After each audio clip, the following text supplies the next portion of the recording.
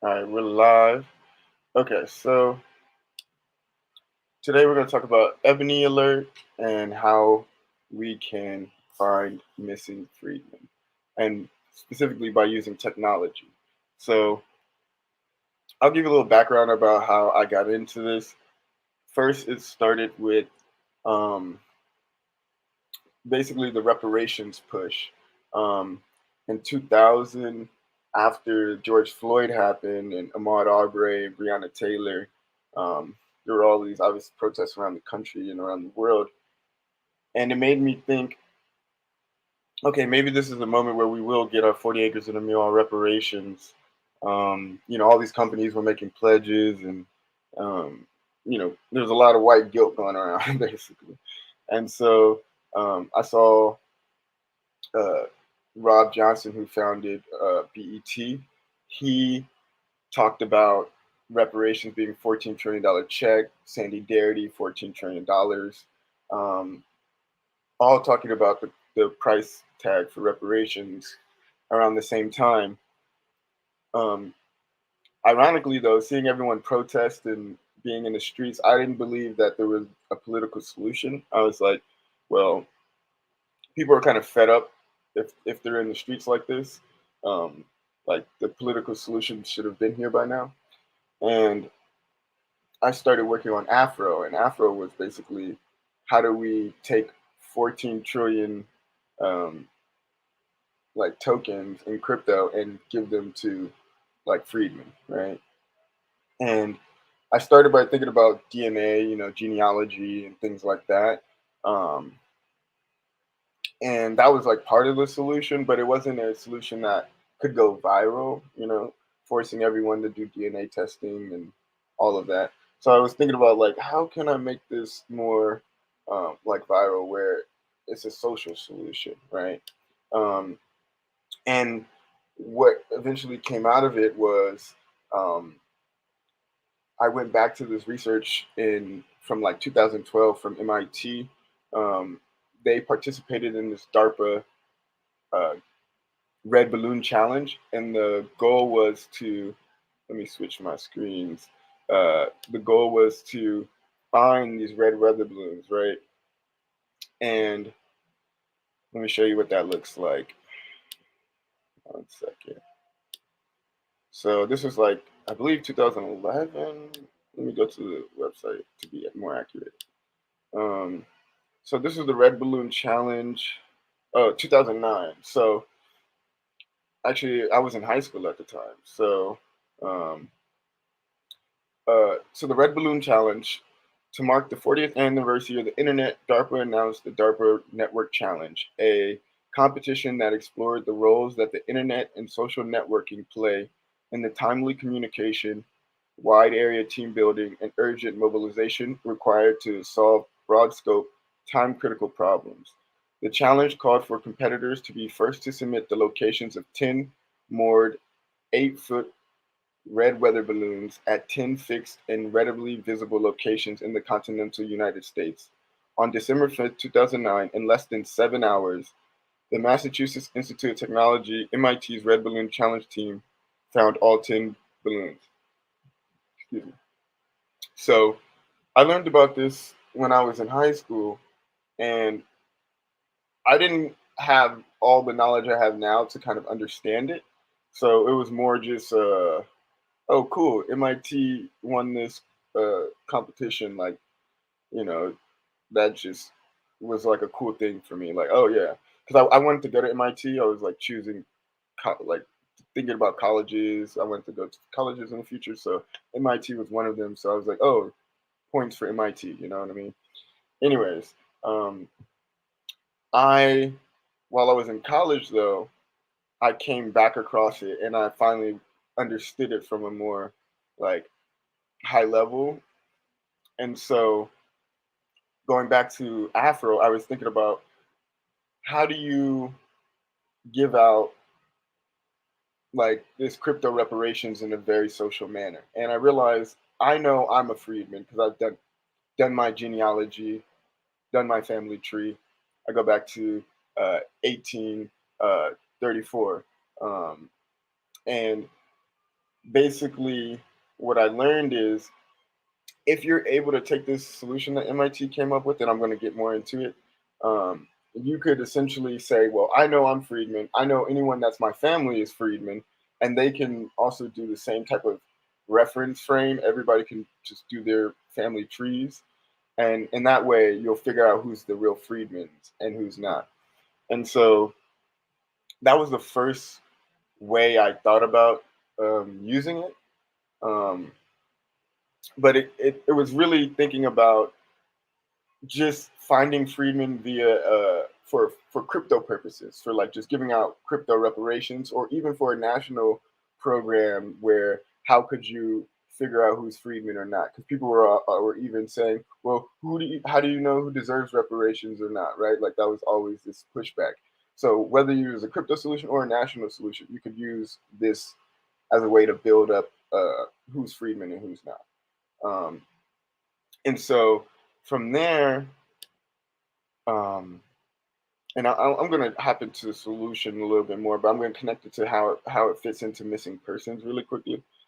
From there, uh, let me show you the paper really quick. I got to switch screens again.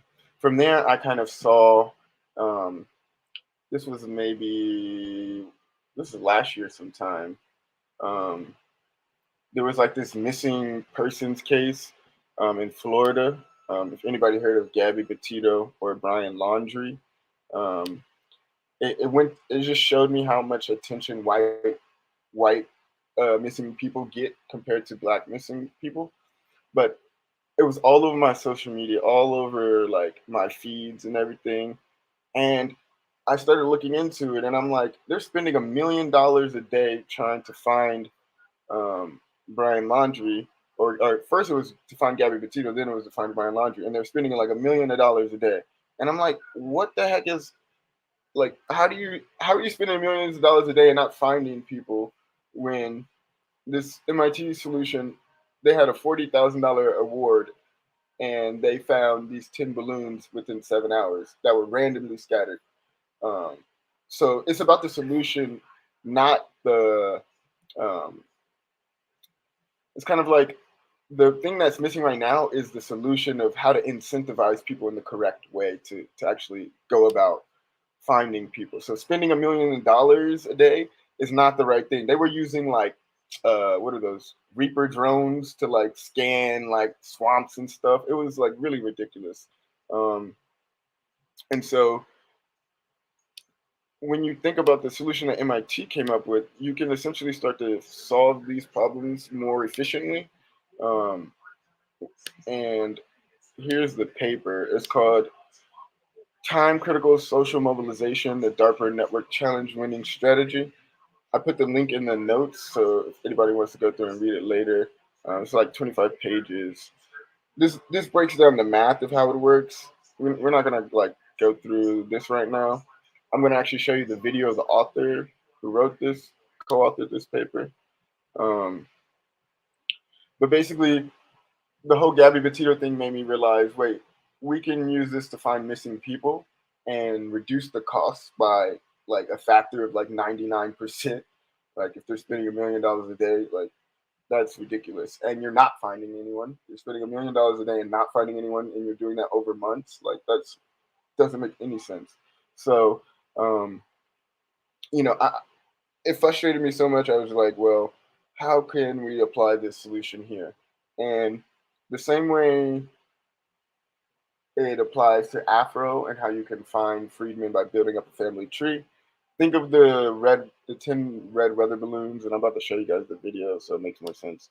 Um, think of missing people as the randomly scattered red weather balloons, and like, how do you then find those missing people instead of red weather balloons, right? Like, who cares about red weather balloons, right? Like, but we care about missing people, right? Especially missing freedmen. Let me switch screens. So here's this video from the team who found the red weather balloons. I'm gonna play a few excerpts from the video. Let me try that quickly. Good afternoon, everyone. Okay. bring up the first.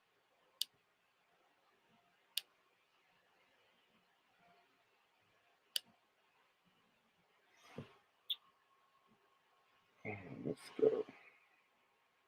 Slide. Oh, go back one. So I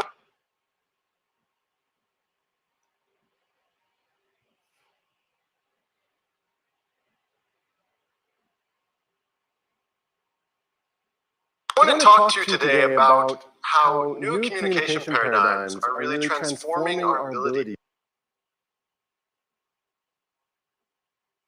to solve really difficult problems. And if there's one idea that I want you to take away from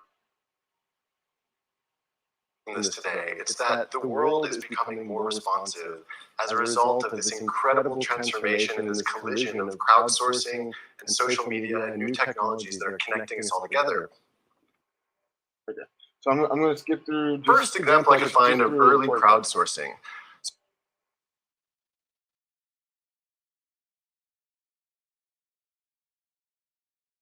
Before I finish typing it. Inbox with Google's priority inbox.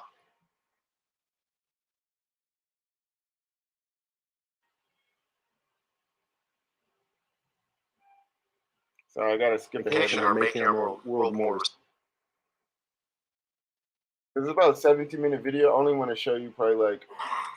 I only heard about the challenge 4 days before it's. Okay, here we go. From the U.S. Connecting everybody, what can you do? Can you actually solve any real problems with that? And so, to celebrate the 40th anniversary of the birth of the internet, DARPA decided to have this challenge where they took and hid 10 red weather balloons all around the U.S. and challenged anyone to find them for a prize of $40,000 to really look at, can you use this new layer that connects us all to solve a really hard problem that I think when they issued the challenge, the Director of National Geospatial Intelligence considered it an impossible problem to solve using standard means of intelligence gathering. And so I only heard about the challenge 4 days.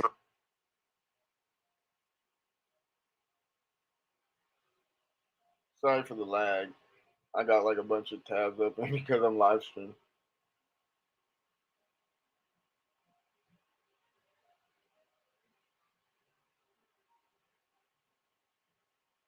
But basically he's saying before it started, I got an email from a friend asking if we were signing up at the Media Lab.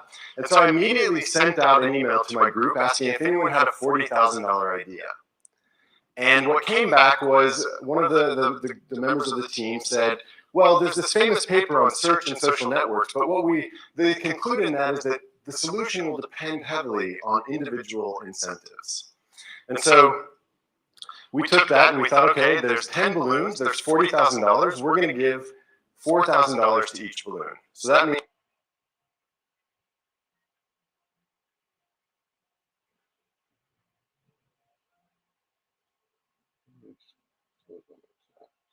means that if you sign up and you find a balloon, I'll give you $2,000. And we're going to give the rest to charity. So everyone feels good, right? And I have this great audience here. There are a couple hundred people. So I can tell you all about it, and you're going to go out and you're going to find these balloons for me, right? But there's a problem, right? Because if I tell you, you don't really want to tell anyone else because maybe your friend's going to find the balloon, and then you lose out on your $2,000, right? So we had to rethink this, and we said, well, let's do one step further. I want to tell you, and I want you to tell your friends. So if you sign up and you tell your friend, and your friend finds the balloon, we're going to give him the $2,000 because he did the hard work. But we're going to give you half of the remaining amount. We're going to give you $1,000 because you referred him to us. And you can continue this, so on and so on, just having that remaining amount until you end up splitting pennies. So we needed then, we had a great incentive system in place. We needed something to keep track of all of this. So I built a website that was at balloon.mit.edu. And it just said anyone would come and they would sign up and they would look at this and they'd put in their email and their username. And what it would do is it would generate a personal URL. So this guy would get balloon.mit.edu/Bob. And now Bob could take this and he could go out and spread the word in whatever way he thought was the best. We gave him the ownership of the solution and let him do it for us. And so he would send it out through whatever channels he had available.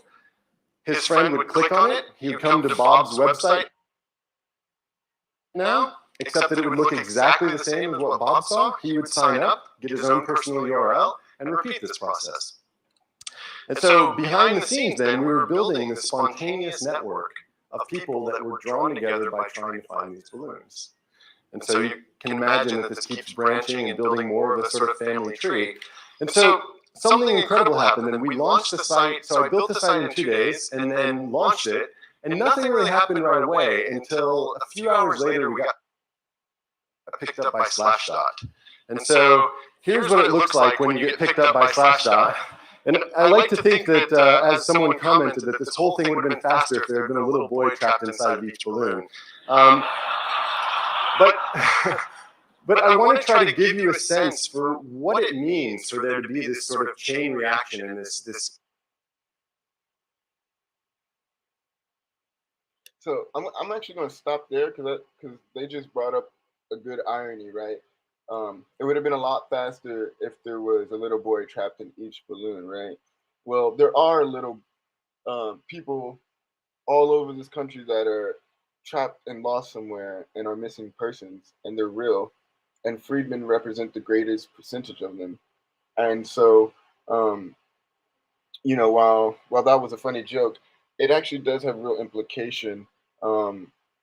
He later talks about how they tried to use the solution in Haiti to find when they had an earthquake there to find different locations. But basically, the thought was, how do we start using this technology outside of just finding red random balloons that don't mean anything, right?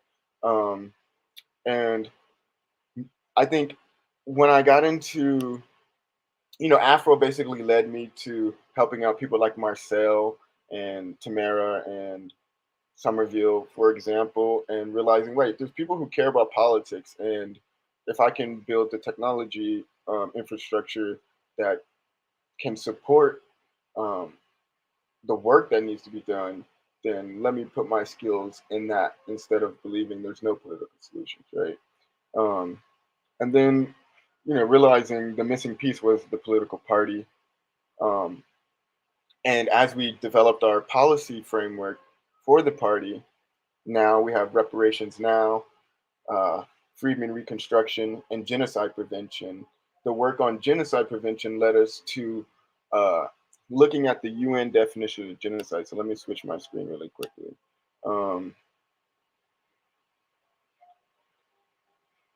Give me 1 second.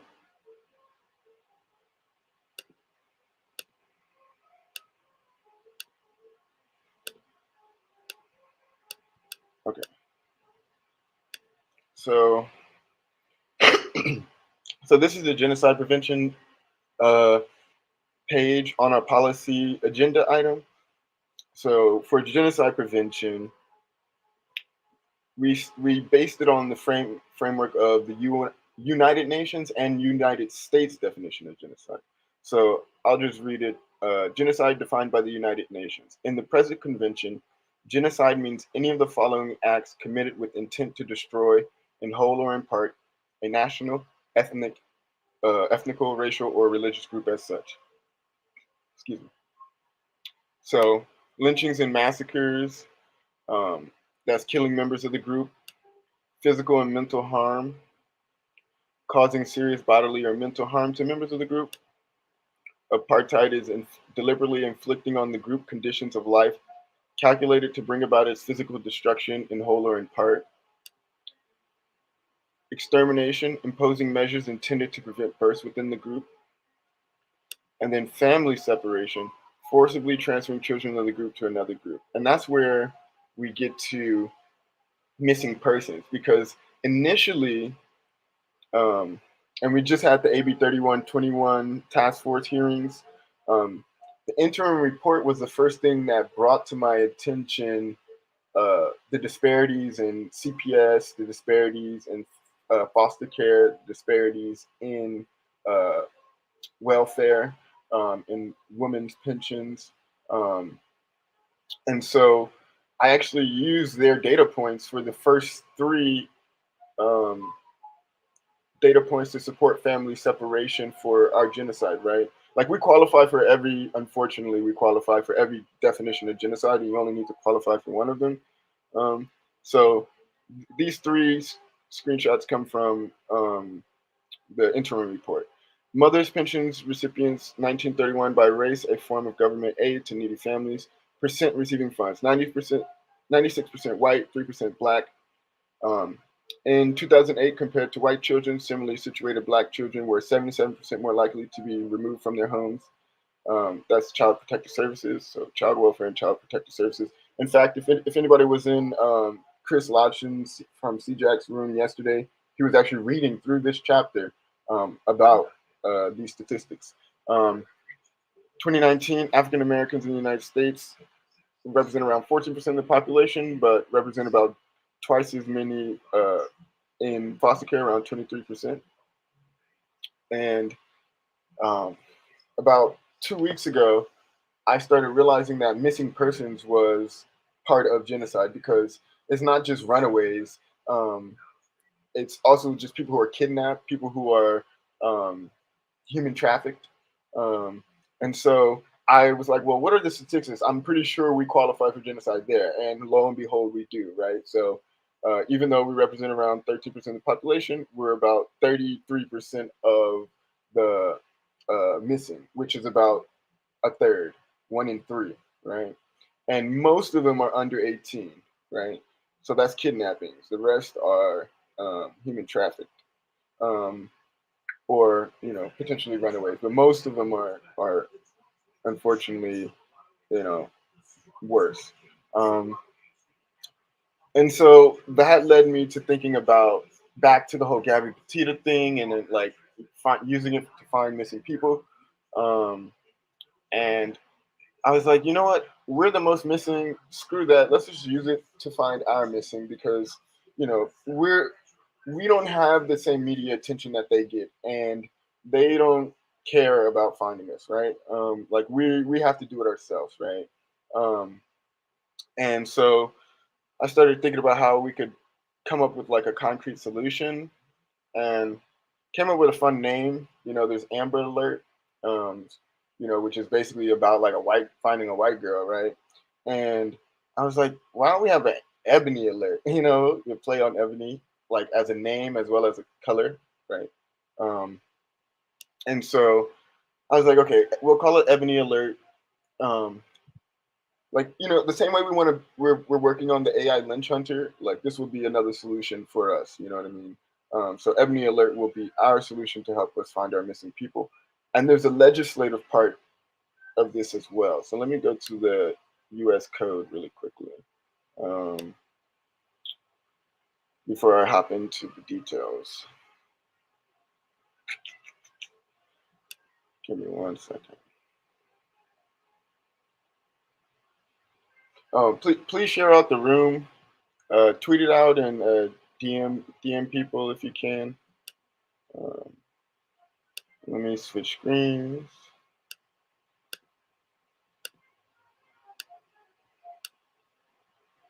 Okay, so this is the U.S. Code for Genocide, 1091.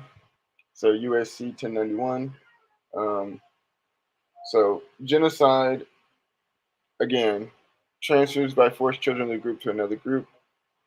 And so basically what we can do is not only um, kind of start to do our own genocide prevention by finding our missing freedmen, uh, we can add this to legislative enforcement where they have to enforce this solution to find it. Like not just putting up awards that de-incentivize people from social sharing, but putting up awards that are in line with helping people socially share to help increase the probability of finding the person the fastest, right? Um, so let me go to how we can do this as a solution. So it's basically two parts, but in terms of legislation, like we can have our we're going to build this ourselves. It'll cost less than $1,000 basically. And from there, what we can do is also try to get it passed legislatively, so we have an ebony alert bill.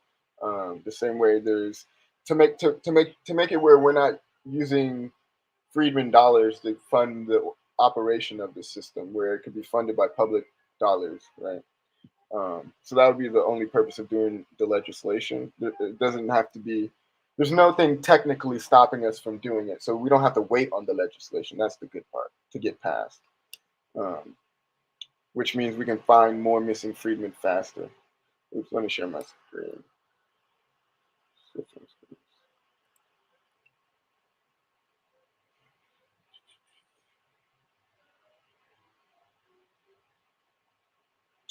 Give me 1 second.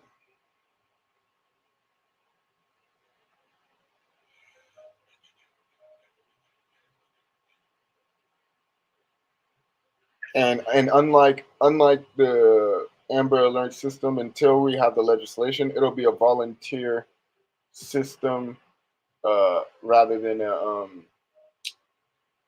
how do you put it? You know how like everyone gets an Amber Alert, so like we can use as much public data as we can get access to, but we won't necessarily have everyone's number, right? Um, so we'll ask people to put in their numbers, but we'll also try to use public databases as well. Um,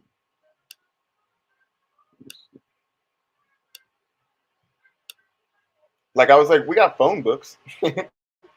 Like phone books are still a thing. um, kind of jokingly, right? Um, like, well, people had all their numbers in phone books.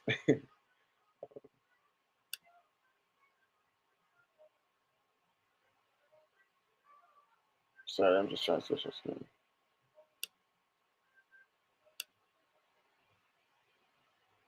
Okay.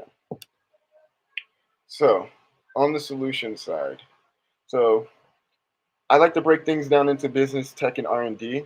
Um, on the business side, we're basically gonna raise $1,000. All we got to do is buy a domain, uh, and pay for the sending out texts and calls, even if we want to. Um, Calls would be a bonus. Like Amber Alert today doesn't have calls; you only get a big text, right? Um, and then legislation would be the other business thing. Basically, we could update the. I'm already working on like an update for the um, genocide bill in terms of, or I should say, statute in terms of uh, enforcement for genocide threshold for intent and the genocide math proof and all of that good stuff. So we can add this to this in terms of the missing persons part. Um, so this is how it work on the technology side. The V1 will just build a website, right? And we can even have a page on our current website, but I want to create like a dedicated website. So like an ebonyalert.com type of place. So we'll have a public website, and then we'll also have a way of messaging people via SMS and call. Um, so basically, we'll buy a domain, um, something like I said, ebonyalert.com or .org or whatever. Twilio, uh, that's what you can use to. I use that to write code in their language to do robocalls. So for Marcel, we did like 100,000 robocalls in a day. And there's no physical limit. The only limitation is 1 call per second. So if you divide like the day into seconds, like basically that's the only limitation of how many calls we could do in a day or texts we could do in a day. Or actually, there's no limitation to text. The calls are the only ones that have 1 per second.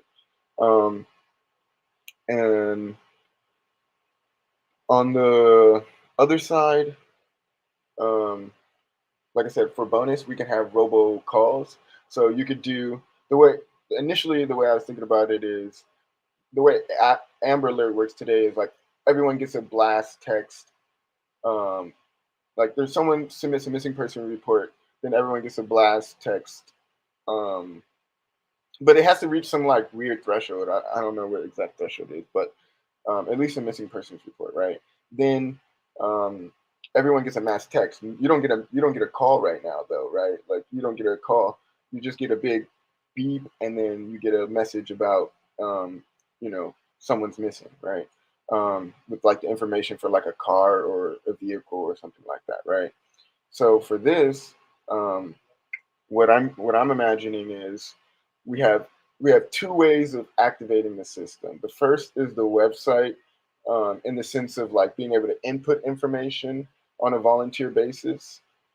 People will be able to go to a website, like ebonyalert.org or something, and or .net, and it'll have like each individual missing person, profile with like a fundraiser attached for like how much people have donated so far for each missing person, and that prize will be broken down in the solution in that way that the MIT team came up for the DARPA challenge. Basically, it's like a recursive solution. You just divide until you make sure everyone got a cut if they helped out, um, and so um, people will be able to kind of like follow different missing persons and get alerts, and donate to different uh, missing persons fundraisers to incentivize the people to find the person.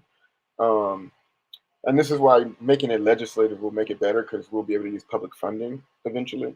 Um, but the point is, you'll have this like a grid of profiles, um, and once you click on that, you'll be able to see a map, and people will be able to suggest locations. And I didn't get into the full thing about the MIT solution, but they talk about how to avoid spoofing when people give false information.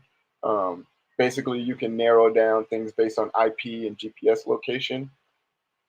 So if someone reports a missing person in Georgia, but they're in like California, um, that's like false information.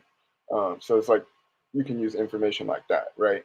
And so that's how the website will work. The SMS system and the call system will be simpler, right?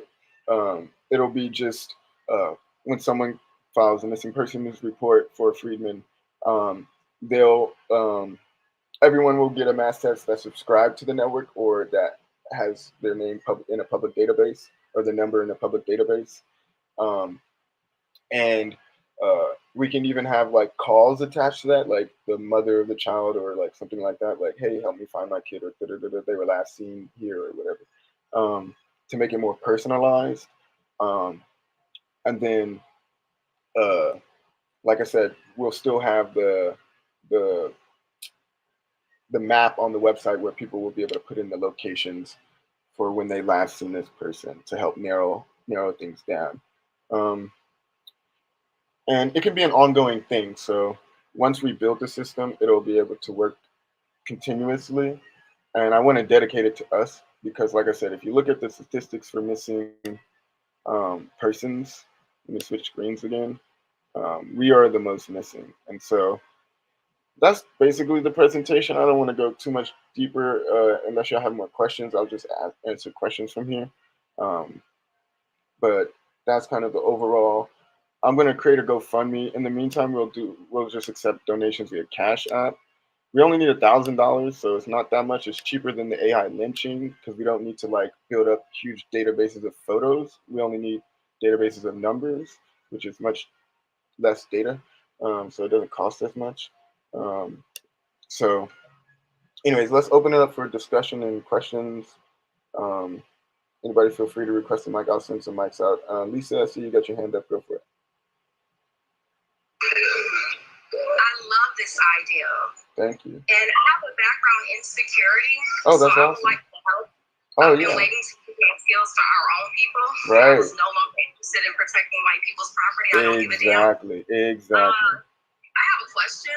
Go for it. As far as getting this to Congress, when you get a chance, I would like for you to tell us what we would need to do or where I would need to look to make sure that we can get this, ratified the right way or not. Yeah. So thank you. So definitely would love your help, especially if you already have experience with security and things like that. And I love that you said, taking our skills and using them for us, right? And that's a big thing that I had decided to do. I was like, instead of making the 1% richer. Let's like build things that help us, right? And you know, the AI lynch hunter is part of that. The party is part of that, but also, you know, things like helping find missing people. Like instead of waiting for things to get built, what can we build ourselves, right?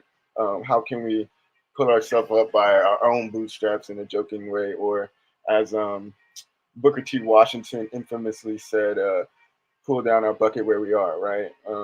So I think there are some things that we can do, right? Um, and this is one of them. And it would only cost $1,000. Literally, keep up a website. Keep up a website for a year is like around $100 to $500 a year, depending on how much the domain costs. Um, and so that's part of the cost. The other cost would be the database and the numbers. Calling each number will cost. Texting each number will cost.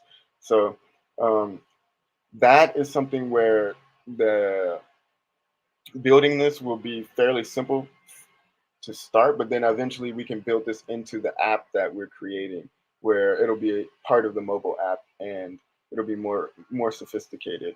Um, what was the second part of your question? I think, About what we would need to get this bill to Congress. oh yeah, so we need someone to sponsor the bill, and it's easier because it's a statute already.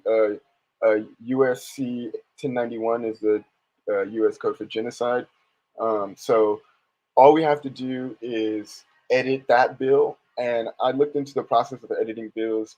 Basically, is one or two things. Either you're crossing things out and replacing them, or you're just adding new things somewhere, inserting them somewhere. So it's like editing a Google Doc and just crossing out if you strike through anything that you're taking away and just add what you're adding. It's simpler than it make it seem. So all we have to do is add the part about collecting the data and changing the incentives. Because if you think about how missing persons work today, outside of the Amber Alert system, um, essentially they'll create these awards, like they'll have bounties, right? They'll be like $10,000 award, $5,000 award, $100,000 award, $1 million award, whatever, right?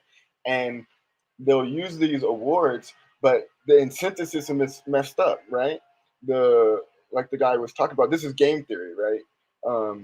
When it comes to how people think about the award, they're thinking a reward. They're thinking, well, I want to win, so if I tell someone else and they find it, they're going to keep all the money, right? And so it de-incentivizes the social sharing that needs to happen to actually find the person. And so by having this way where you build this social network out, uh, what you do is you say, collect the data about um, who is missing, prioritize the most missing, which are freedmen right now.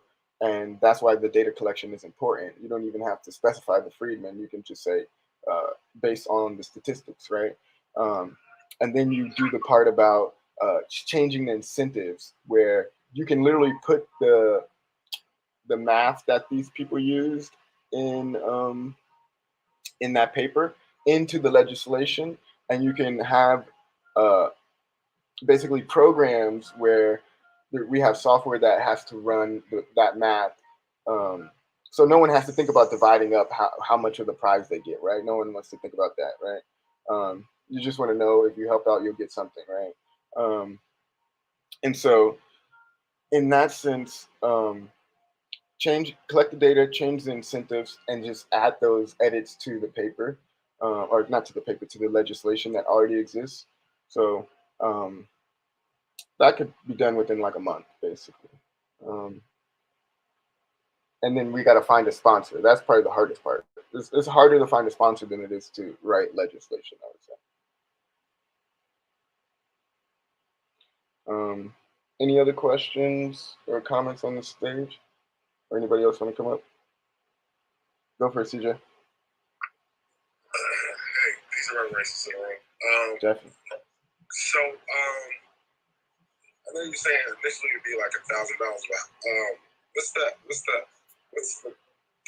idea, or what's the long-term goal for keeping the project So Would it be yeah. rolling for like a charity, 501c3 or something like that? So that's where I was thinking about the legislation, because we can keep a system running ourselves, or we can have it legislated where it's publicly funded, right? So that would also be part of the legislation as well. Public funding, like appropriations for keeping the system up, and it's not that much. Like, most government systems are really inefficient and cost millions of dollars for something really stupid. But this, like I said, can be built very efficiently and you know can be kept up for like thousands of dollars a year. Savage, go for it. Definitely. Yeah, this is a beautiful, beautiful idea. Thank I you. love every bit of it. Appreciate it. Also, I had a similar idea myself. I've been sitting on for about probably like 2 years, something like that. Taking a step further. I was thinking of, basically it'd be like life alert Mm-hmm. with I mean, like basically, having GPS on it, and I was specifically thinking about having that, for the babies. Yeah, definitely, definitely. And I think this is a system where I said, like, we'll be able to try to access as many public databases that have numbers that we can, like whatever the modern version of phone books are. And then it'll also be a volunteer. Like, if you want to put your number in the system, you can do that voluntarily. You know what I mean? So I think when you think about, again, the statistics, just look at the under 18 statistics, right? Like, black is the most missing in terms of percent of the population, and you can visually see the genocide. Like, it's genocide if the yellow touches the gray or if the yellow goes through the gray, basically. And no other group is experiencing that except for closely, like, American Indians may be going through it at equal levels, but we're going through it more in terms of percentages, right? Um, so it's just, again, you can see the disparity. So, and then with the under 18 being the most, that's kidnapping, right? So when you're talking about like life alert for kids, I think the ebony alert we can use for under 18 and above 18, right? I think amber alert is only for kids, right? It's not for adults, right? I think that was one of the criticisms of amber alert. And so when I'm thinking about ebony alert, like, it'll be for us, and then it'll be for anyone regardless of age, right? It could be an older person who may have gotten lost because had dementia or something, you know what I mean? Or so whatever it may be. um, as long as they're freedmen and they're missing, we're gonna use the system to help find them. And I think in terms of like the prototype could be built in like a month, and then in terms of like a more like clean solution can be done in like 3 months, and then an app can be done in like 6 months. So um, this is definitely doable, um, and it's within like a doable budget as well. It's not going to cost us millions of dollars. We don't need fancy buildings or anything crazy. We don't need spaceships. And one of the jokes that I had in my notes actually was this: I saw this freaking announcement today, or like yesterday, about this asteroid, that they sent this like spacecraft to this asteroid to knock into it to see how much they could move it. So if an asteroid ever comes to hit the Earth, they can do something about it. And I'm like, they did all this work to send a spacecraft to find an asteroid, but they can't find people on Earth that are missing. How ridiculous is this? We can go to the moon. We got satellites all of spinning around the planet. Um, People were sending robots to Mars, but we can't find missing people on Earth, right? It's just so hypocritical. Um, there's that quote like Whitey's on the moon, like just got Heron, and then you had uh, the Watts Prophets who got their song talking about what's their quote from there that I really like. It's like something like Uncle Nail's got like this or that. Like Uncle Nail's basically about to die, but Whitey's on the moon. Like like like we just went to the moon. Like it was kind of a similar quote. You know what I mean? Point is, like, this is a much simpler problem to solve than like going to the moon or anything like that. So it just kind of just shows you that it is genocide because they're just ignoring it. Um, so yeah, I'm excited to get started. Um, Happy to take any more questions, comments. Hope I'm not boring all y'all.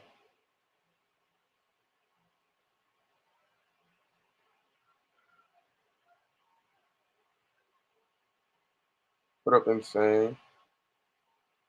Devo. But yeah, any questions or last thoughts before we get about it? Lisa, you want to say something?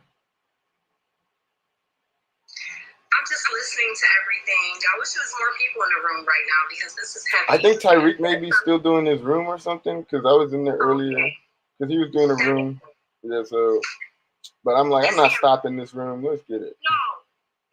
Sometimes less is more, and everybody can tap in. Yeah, and it's recorded, so yeah. Also, what I'm starting to realize with these spaces is that we all don't have to be in the same space.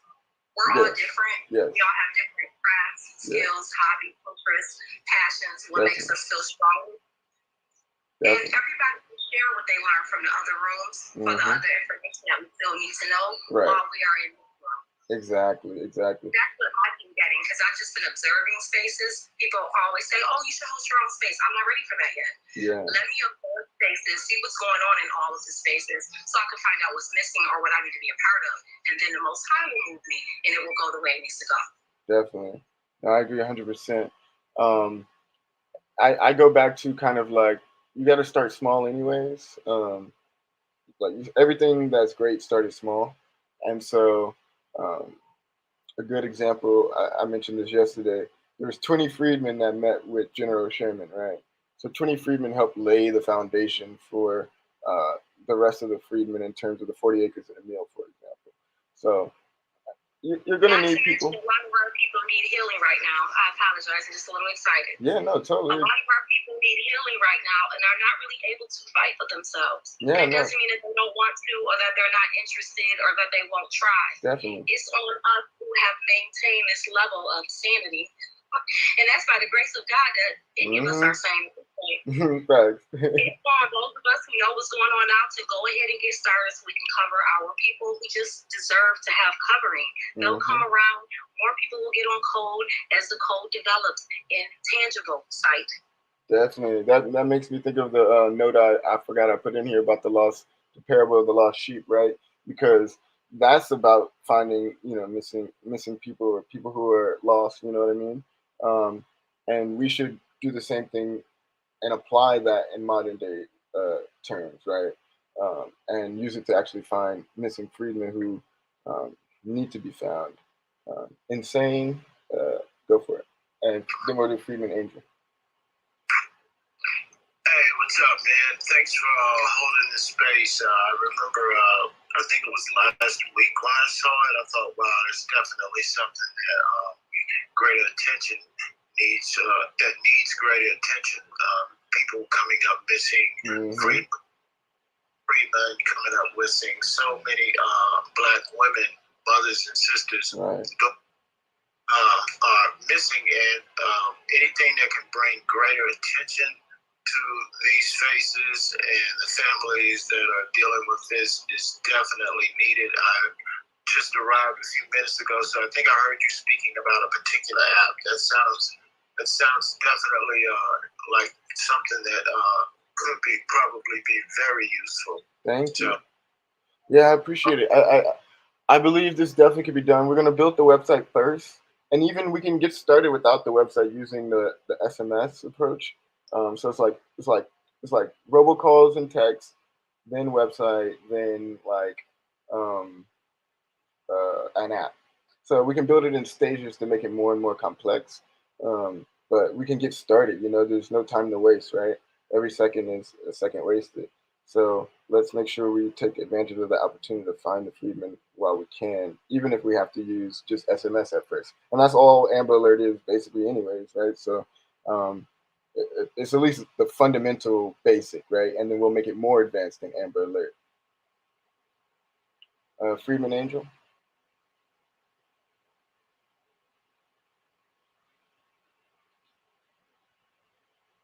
You there, Freeman Angel?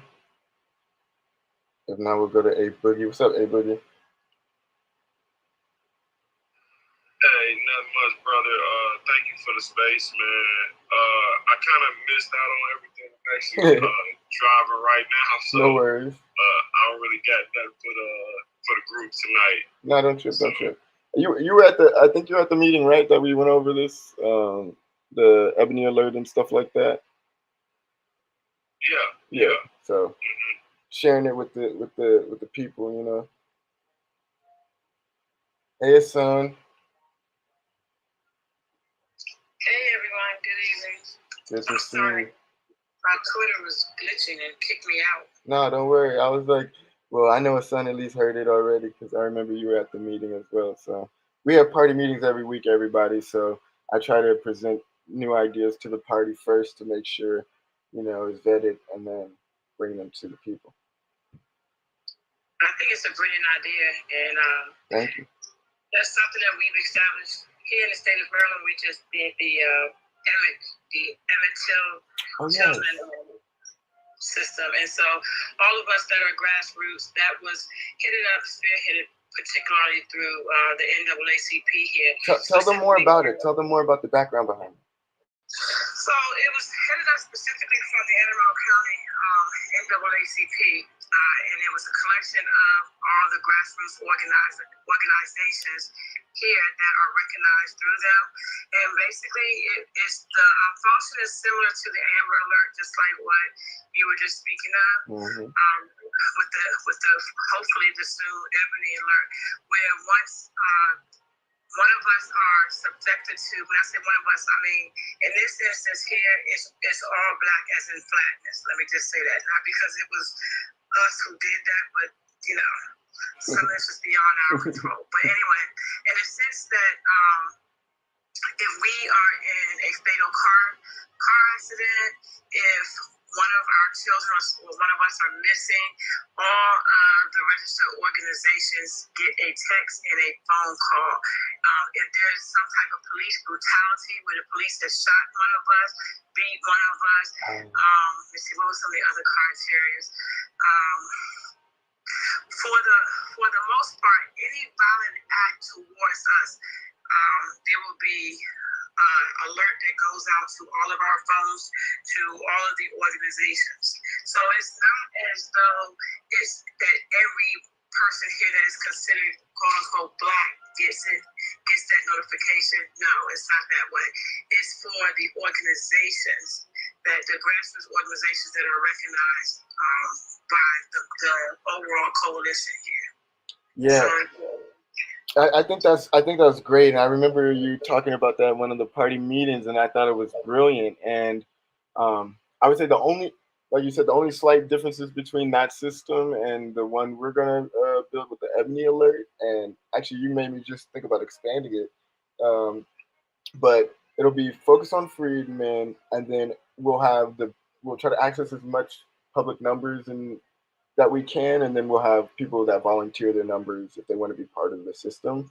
And then the other part was what was that you said about that system, flat blackness. So I don't think there's any problem with making it for freedmen only. I think it should be because we are the most missing. And the Ebony Alert, I think, will be built for that. But when you said, you know, whether it be police brutality or things like that, that made me think, wow, actually, that's a great idea. Like, we can expand it, not just the missing persons, but going back to genocide prevention in general, we can look at every category of the genocide prevention, and any act of genocide can be an Ebony Alert, right? And kind of tie that into it. So we'll have the missing person page with the different incentives there, but we can create like for each kind of like act of genocide, there could be like a page where it's like there may be a different type of system like that for reporting a hate crime versus reporting a missing person. You know what I mean? Yeah, the other reason why we added in the police brutality is because the state of Maryland is the leader in incarceration of our men. And so we were pushing to try to disaggregate the data here, which we still are. But one of the things we established here in Anne Arundel County was the Police Accountability Commission now. And so with that, we are able to now better see with this alert system, because we're better able to see what happens to us now, because initially the state legislators had legislated that the police should report these things, but what we were finding was none of them were reporting it, and it wasn't being enforced so that we could see the numbers actually as to how many of us were filing complaints and so forth. So that piece with the police just came on. I think we just passed it at the last meeting, which was the Saturday before last, that we added that in so that we can start looking at the numbers when it comes to the police brutality here, and just the numbers of arrests when it comes again to the flattening of blackness. Yes, but we're now tracking the numbers of arrests, the numbers of allegations when people just like call in that 911 state call, and they file a complaint and the police come out. If it's one of us, then it's supposed to be tracked and we're supposed to get notification of it. So it's pretty, if it plays out properly, part of our funding comes from the state. It was written into our state budget for it. So that also helps us to ensure that we will maintain funding going forward with it. So yeah, if everything plays out properly, we hopefully will be able to make this statewide. Right now, it's more countywide. It's not statewide the way some of the media put it out there to be. But we're pushing for it to be at the state level. I love everything you just said.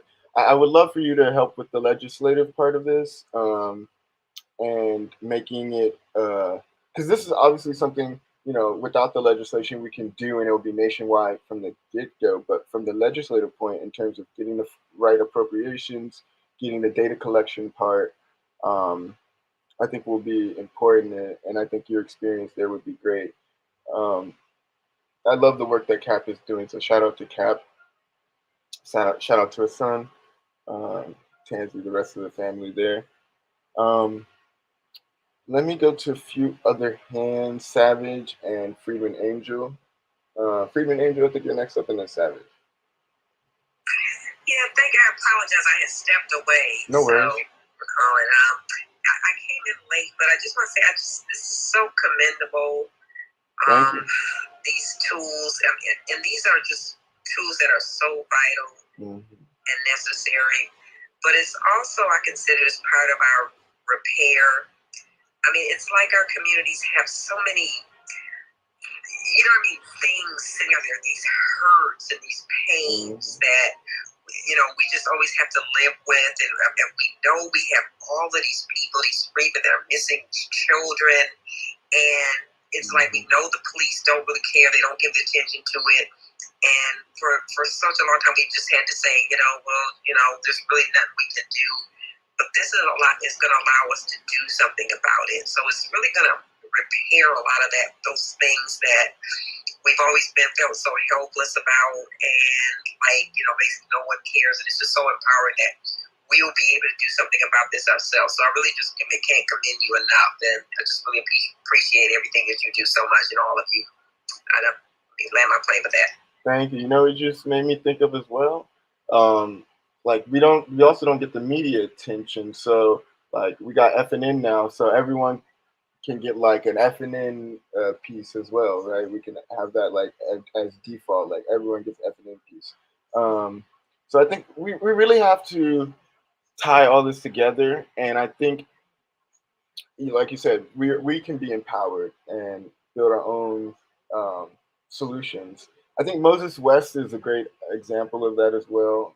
He's helping with Jackson and the water situation there with the air to water system. And that's the type of creativity we need when we're like, no, we can do this ourselves. And if you can imagine it, you can build it essentially. Savage, is on you.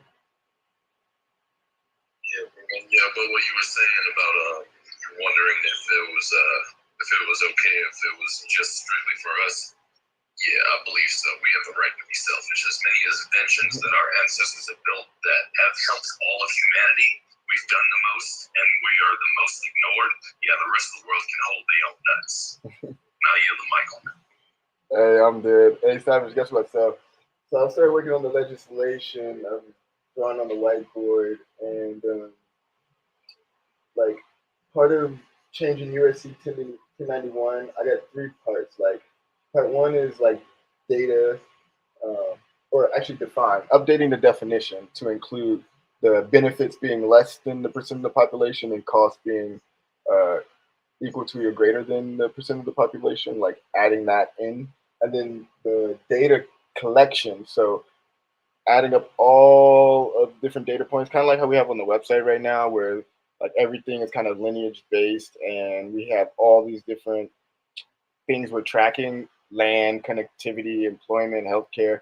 These are almost like the EKG what EKG machine. I forget how to pronounce it. EKG machine or something like that. But tracking your heart and all that good stuff, or your vitals.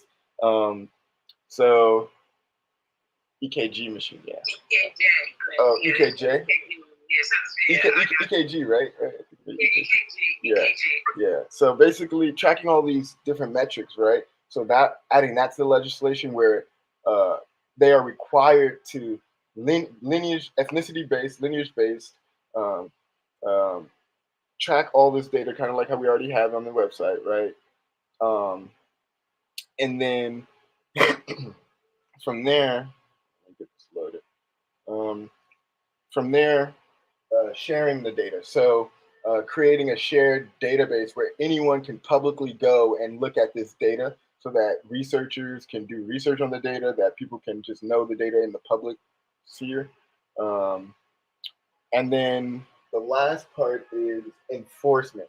So I started thinking about like some, how like they have like alerts for like DEFCON 1, 2, and I don't know how many DEFCONs there are, but they have like different levels. Um, I was like, well, why don't we? I was like, should we break it up into levels, like um, 1, 2, 3, and 4 of genocide or something? And I was like, actually, no, because what we can do, like that's old school thinking, um, like you have to wait to a certain threshold to get like stop to enforce genocide prevention. No, like track it as it goes. Like we can literally track this data in real time, right? So that's going to be part of the legislation, that this data is tracked as often as it can be collected, like on the daily, minute, daily, second, however the data needs to be tracked. And most of this data can be tracked on a daily, second base, on a second by second basis. So um, point is, uh, once you're able to track the data, you can show, if you've passed the genocide intent threshold. If the benefit, like the black tax for us, is 2% when we represent 11% of the population, so that's clearly 2% is less than 11%, so therefore genocide, right? Um, and so you can show like, okay, the benefits are suppressed. What about the cost? Oh, well, 23% of abortions, 23% of the missing person, or of the people in prison, people who are in foster care, 50% of people that experience hate crimes, 54% is exonerated, right? 77% more likely to have kids taken away by CPS. So all of the costs are greater than or equal to the percent of the population, right? Infant mortality, 13%. And so when you look at all of this and you're tracking it, all of ours are already in the benefits and the costs, and we can keep updating them on a second by second basis and say, okay, well, they're already at this level. Genocide enforcement action needs to happen. But let's say in the case of someone like the American Indians who are like on this precipice in terms of like missing persons, like if you were tracking it for them, you would say something like, well, they're right at the edge, and obviously you don't want that yellow to keep growing, right? And so um, as you essentially pass either more towards, like, either like, think about the black tax, the 2% can be closer to 11%, or it could be further, it could be 1%, right?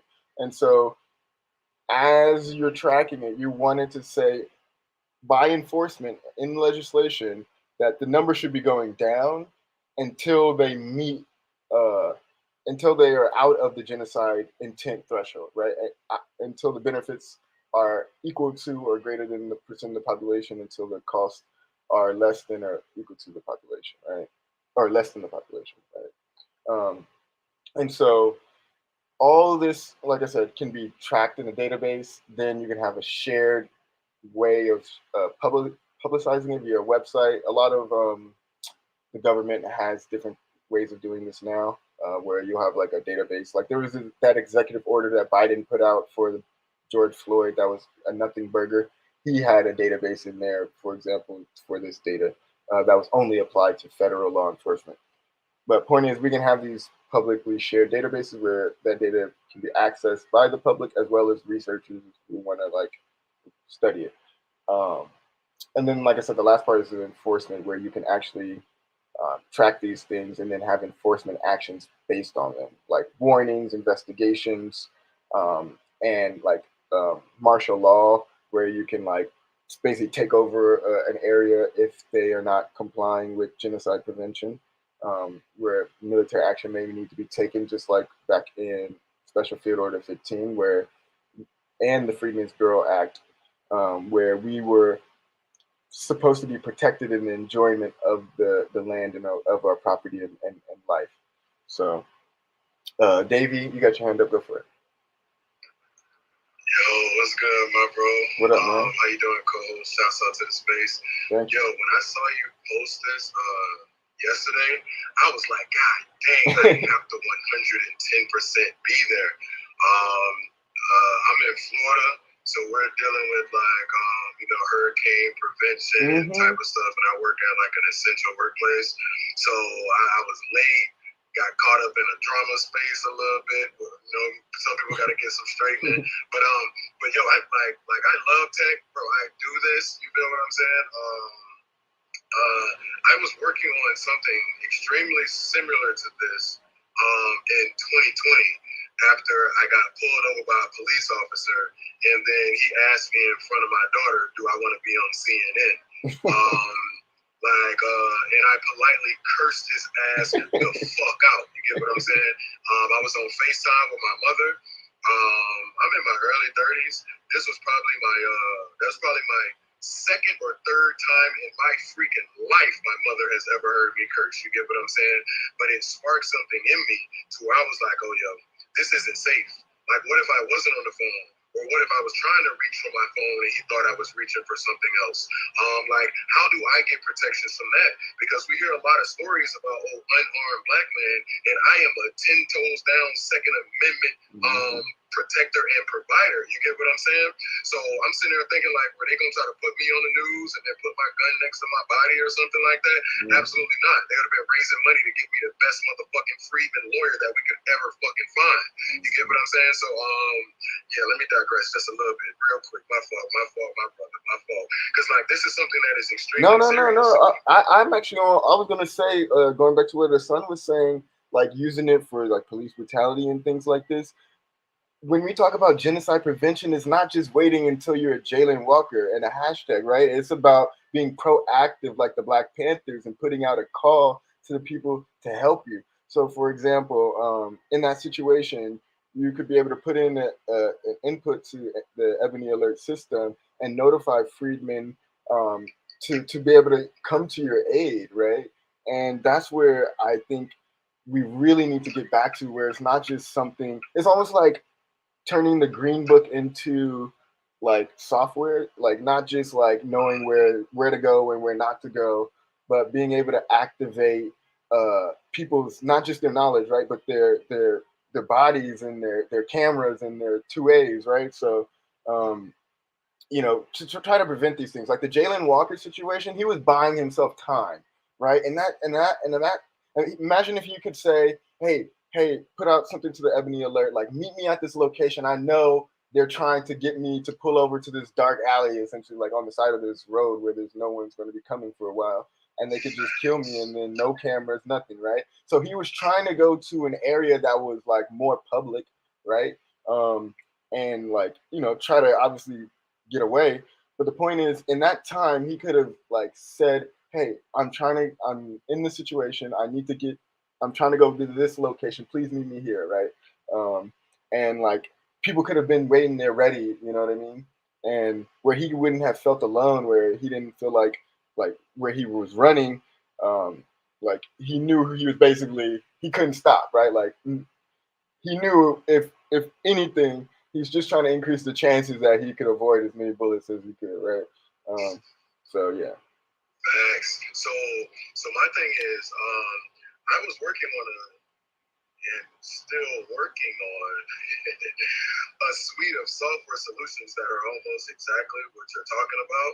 But I felt like a lot of the people who were, giving me a lot of the input of things that they want, it's basically like a Google Maps overlay that can identify, freedmen businesses, that can identify sundown towns, that lets you know when, hey, like, it might change like an alert, like, yo, get your ass out this area. It shows you like the nearest gas stations. It shows you like safe houses and stuff like that. But I feel like there were layers of content over that still makes it more impactful. And it's like the notification portion is exactly what y'all were speaking of. I definitely believe this is a solution that has to be put out there. Where I won't say where I got stuck at. I had one of my I call him a senior father. He's a civil engineer. He basically used to ask me conundrum-like questions that would send me down rabbit holes of research when I was in middle school. He basically was like, yo, this idea is absolutely fucking genius. He wanted to know what I needed to do to make it happen. With the software, I thought it was all fine because we can't have people download it to their phones. But my main thing is, when it comes down to some of these situations, that's a point of vulnerability. I wanted to know if, like I'm not gonna lie, like sometimes when I get to talking about this stuff, I will put out the whole entire plan, and I won't care if somebody tries to steal it, because if you do steal it, that means I'll be able to benefit from it also, because it's all based about the constituents and the people who are going to be utilizing the platform, not just somebody trying to get rich off an app. You get what I'm saying? So, yeah, definitely.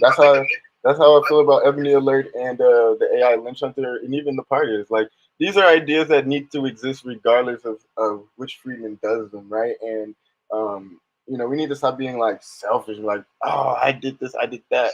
Give credit where credit is due. I do believe in that, but then also don't stress about it. Do the work, and everything else will come. Facts. So I think where my major portion, my major hangup was, so we know we got CCTV that's everywhere around the world. Well, let's talk about the United States. That's everywhere around the United States. The majority of CCTVs are owned by like two or three companies that are formed. I'm not gonna sit there and go to that part, but there are certain ways that you can request pulls of their camera footage. My thing was, is there any sort of additional hardware that we can utilize to encode some of these measures? Like, say for example, let's say you got a group of kids that are walking home from the bus stop, and you have like a drone maybe that can just follow them and watch them from the bus stop. You get what I'm saying? Or some sort of fashions of some sort of body cam for kids, or something that, it could be like a secret location and everything. Like, I know how to put different things in rings. Like, you can put different tracking devices in necklaces. You can do all sort of things like that when it comes down to finding our children, because we are relying on the people that don't give a fuck about us to find our children. Right. I work at a place that sends us Amber Alerts all the time. Tell me why I see the blackest faces, Amber Alerts on there for the longest amount of times. But as soon as it's a different or a non-black person, or this flat whiteness, their alerts pop up, and sometimes them shits drop within fucking hours. Where is that sort of galvanization of resources, like when it comes down to our freedmen, children, men, and women? You get what I'm saying? I definitely feel like, so I talk about tech in two different worlds. There's the soft world, and then there's the hard world. There are a plethora of things that we can do when it comes down to these infrastructures, containerization, and utilizing Docker to build all of these different platforms on top of one another. But when it comes down to the hard world, that's let me think about how I want to say this part real quick. When it comes down to the hard world assets of devices that are I'm talking about like a life alert mixed with an OnStar type of shit. You saw those commercials, they had that old ass white lady who acted like she fell and laying on the ground like, help, I can't get up. Like, no, get your ass up for this lame ass commercial. Like, I'm talking about like hard world on top of it, not just our phones. I'm gonna go ahead and land there. I think that's great. I think that's kind of like next level stuff. That's going to cost way more than $1,000. The hardware stuff, but it's doable. My background, my superpower is technology. Especially robotics, and so and especially drones. And so when I was in college, I remember there was this thing called Five Shore, and it was basically if you were out late and you didn't feel safe, they'd send a car to pick you up.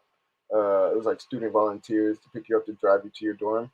And these girls would mainly use it once they get drunk and want to get back home, right, without walking across campus. And so I was talking to this girl, and she was calling Five Shore, and I was like, "Would you want like a drone to like walk? Would you feel comfortable having a drone like walk you home?" And she was like, "Yeah." So it is doable. And then I remember this dude around like maybe a year or two later. This dude at MIT pulled out. I was trying to find it. I googled kite drone find girlfriend at MIT. Like he was building some solution for his girlfriend at MIT that was like a kite drone. It was like a string, um, but it was attached to a drone, and like the drone was basically like uh, walking her home in that in a similar way. But he never like I don't know where nothing really happened out of it, and those ideas cost far more money because drones cost like tens of thousands of dollars. But they're definitely doable. But this would be more of a public program or with like a huge donor or something like that. But it's definitely something that's technically possible. Um, and I do agree that there should be multiple ways that we attack these problems. There's like I said, the website, the app, the SMS, the robocalls, and then we can also have robots as well that can help do search and rescue and things like that. That's facts, my bro. I'm talking about utilizing. So shit, I know how to code certain shit. Like I can make a drone. Recognize somebody's physical behavior. So if I put my two hands up in defense, you know what I'm saying? I need the cameras to go ahead and start rolling. You feel me? Did you see the kid? There was a kid. I think this was like 2012. I think I was either in high school freshman year or ninth, something like that. I was somewhere in high school, and this kid he was in Texas. He attached a gun to a drone, and the FAA got mad at him, right? But I was like, we need something like that too. You know what I mean? You can have at least. Right now, like they'll probably be mad if you still put a gun on it, but you can have like at least a taser or other things, and then yeah, you have non-lethals, and then I think you would probably need a license or something to have a lethal or something like that. But the regulations for that's more unclear, right?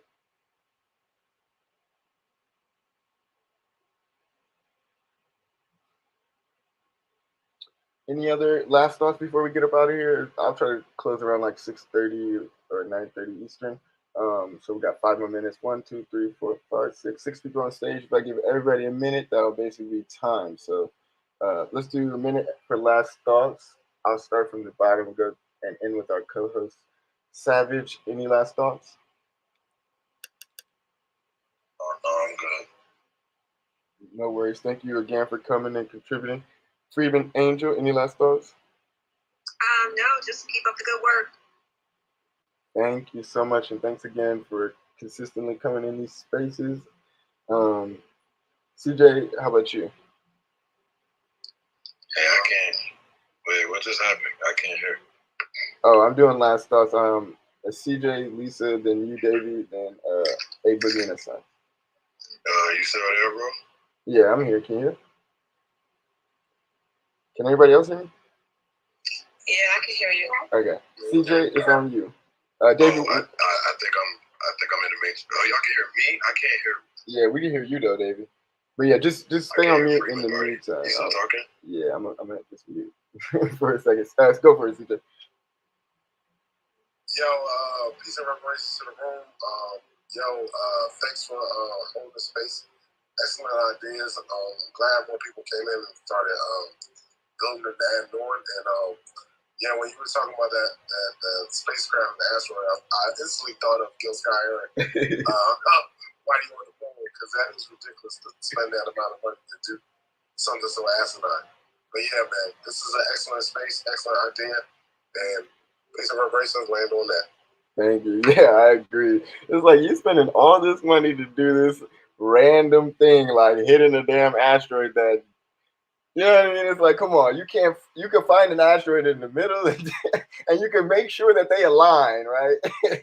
But you can't find someone on Earth. Like, come on, this is ridiculous. So it's a matter of will, not of intelligence or of capabilities. So we have the will and we have the technical capabilities and the skills in this room. So we're gonna get it done. Lisa, it's on you. I love everything that's going on. So I'm just eager to get started and help out where I can help out when it's time. So I'm just happy I'm in this space. I did share the link for the Cash App, and I did do my part to the family, and I'm going to continue. So yeah, that's it. I'm very happy. I bless everybody. Thank you for holding this space. Thank you. I'm gonna get the GoFundMe after this, probably like done by the end of this week, and then we'll have like a GoFundMe where we'll have the goal up and people can see the progress, and then we can have updates on the project as well. Um, this is exciting to me, like the AI Lynch project, because it's like, wow, we can do a lot on a little, right? And I think Freedmen, we've always done that, right? And like we've turned nothing into something, and um, I'm just excited, like you said, to get started. So I appreciate you helping, and we can do what we can, bring our skills, bring our pull our money together, like Dr. King said, and bring our minds together and just put in the work. A Boogie, is on you, and then we'll end with a son. Hey, I just want to say thank you for holding space, Eric. Thank you to all the listeners that came in tonight. I'm gonna ask that you also retweet the space, please, if you haven't retweeted the space. Also, we're gonna ask that if you haven't already, you check all our initiatives that we have going on over there. We just have a lot going on, and just thank you for the space tonight. Thank you for all the speakers. Good night. Thank you, bro. Really appreciate it. Always appreciate the support, helping co-host you and the son on you.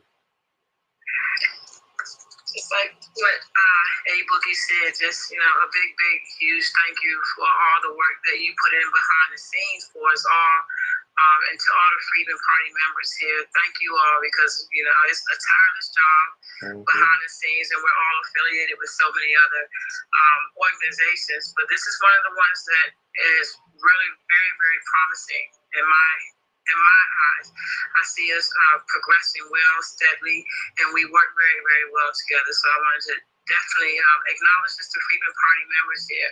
And also, like you said, Eric, collective economics is our win. We put our money to a lot of things. This type of initiative is something that we should get behind. It is absolutely doable. I have been a part of the team here in Maryland that is successful in actually getting part of this done, and it is actually up and running. So yeah, that gives me great hope that I know that the Freedmen, we together, we can make this happen for ourselves. A lot of times we find ourselves frustrated because we know the systems are against us. People are not going to look for us. People are not going to disaggregate the data, even when we get it passed for them to disaggregate it. But now that we're taking things in our own hands, like that speaks volumes. We are no longer complainers. We are no longer frustrated sitting at home trying to figure out something. We have now collectively come together, and just the brilliance of what I heard tonight from Davey. I don't know if he's still here, but just knowing that we have our foremost experts right here in one room talking about overlaying maps, talking about identifying how we can get drones to ensure that our women, men, and children get home safely. Talking about when we get pulled over, we can just hit a silent alert on our phones that sends out a message to all the freedmen in that area like, yo, look, I need you. I need somebody to pull up for my protection. Those things are brilliant. And it's right here amongst what they will call the common everyday man and woman. We know how phenomenal we are. Stand in our power, family. Let's come together. Let's really get this work done. And technology, even here in Maryland today, I read an article that there's some guy, I forgot his name, but he is now giving the state of Maryland this technology where once the camera identifies that someone has a gun in their hand, they can disarm the gun so the person can't discharge it. Now, most people here are all happy and they're screaming about that. To me, that's a double-edged sword for us, because we may need to be able to disarm our guns. The fact of the matter is, they think we don't have the ability to assess and create the same technology to protect us. And I'm just honored and blessed to be in a room with great minds that are really talking about how we can bring real, tangible solutions to our community. So I thank you all. Thank you, Eric. Thank you, Freedom Party members and all the listeners. Thank you all for coming in and giving us more insight and more ideas on how we can just better protect us as the American freedmen. I'm going to say goodnight. That was great. I just want to add two things to that. One, on the gun thing. Yeah, that does sound a little more draconian, but I'll give you another example where I believe it was Chicago. It was definitely Illinois, where that dude, he was like a white supremacist trying to basically commit a hate crime, and he I guess he was practicing. Yeah, he was practicing, right? And they had I forget the name of the system, but he can hear gunshots and trying to detect where it came from. And they basically were able to like find this white supremacist who was about to commit this huge hate crime before he could do it. So in that sense, that was good. But I do think it does maybe go too far if like you can stop someone from using their firearm. But I do believe in smart guns where like if I have a smart gun where only I can fire it, you know what I mean? Or only I or someone I trust can fire it, basically, right? So I do believe in things like that, but I don't believe when it comes from the top down necessarily. Like I could buy that product because I want those features, right? That'd be the only difference. Other thing I was going to say is, Asun, again, with you, what you're doing with CAP and the work you've done with the Emmett Till and that alert system, I think is really phenomenal. You've kind of, even independently, already doing this work, right? And now what we can do is kind of expand it. And even as we were going through this, you opened my mind to thinking more broadly beyond missing persons, right? Where we can use it for any act of genocide, right? Like any act of genocide, Ebony alert. Everyone gets it, and we're on it, right? And then that will inform how we build and implement legislatively the national system that will be publicly funded, right? So one of my favorite quotes, what was the original one? It's like, oh, so Facebook and all those people, they had this culture of like hacking, and they came up with this phrase. It was like, dang, what was it? Something to make it. Dang, what was it? To make it. It's kind of like, I forget the exact term, but it's kind of like the fake it till you make it thing. And I forget exactly how it went. I'm trying to think of it.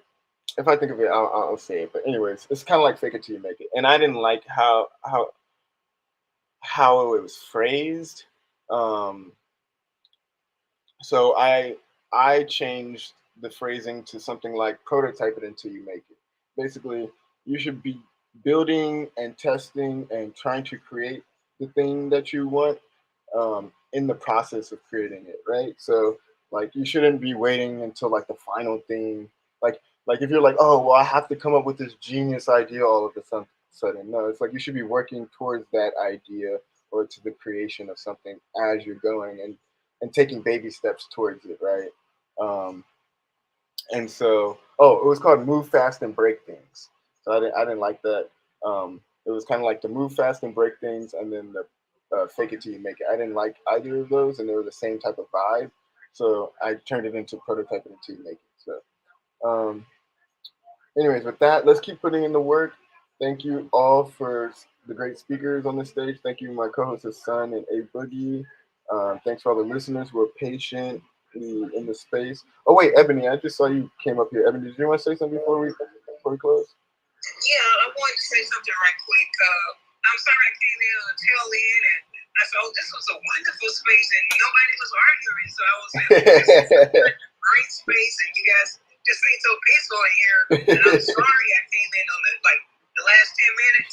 But thank you. But what I heard, I'm sure I didn't hear enough, but it sounded good because I have a relative that's missing right now and it's like, oh my goodness. But anyway, it was really good. Thank you. Well, I'm glad your name is Ebony Queen on here because it's in line with the name of the Ebony Alert System to help find missing persons. And this space was recorded on video and via audio, so you can go back through and listen to the whole thing when you get a chance. But definitely DM us. I'll DM you if I can. Yeah, you got DMs open. And we could talk because if you want you could be one of the first people that adds your family to the system where we can get started and helping find it. Okay. All right. Awesome. Thank you. Thank y'all so much again. Appreciate y'all patience. We've been here for like an hour and a half. Y'all have a great rest of y'all day. We'll be back here tomorrow, 5 p.m. Pacific, 8 Eastern. And with that, peace.